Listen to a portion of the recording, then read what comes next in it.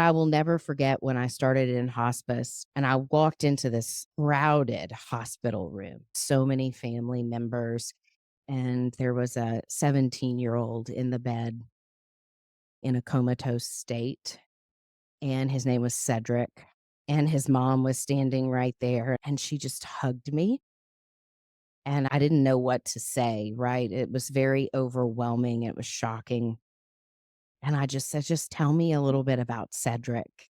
Tell me who this young man is." And she began to tell me what an amazing child and son he had been. She goes, "He's such a good boy. He's a good son." She said, "He was amazing at sports. He always showed up. He never was in trouble.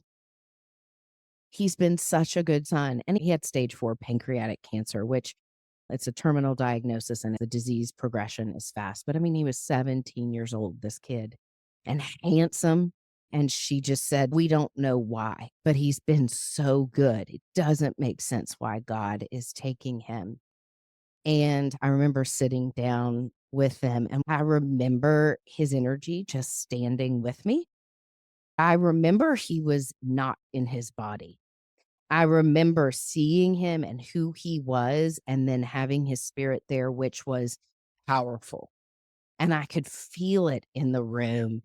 And he gave me the language and the words to comfort them and give them the information they needed to make that transition as smooth as possible, as smooth as it could be under those horrible circumstances. And I remembered leaving that day, and as I got in the elevator and then went to my car, I just sobbed.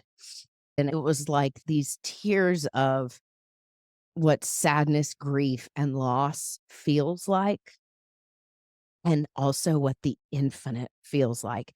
That I could feel his spirit, and he kept saying, "There's a story through this. They don't know what they don't know yet. I'm not supposed to be here anymore. Yes, this is painful and this is horrible, but it's for them. There's a reason for this. They have lessons to learn."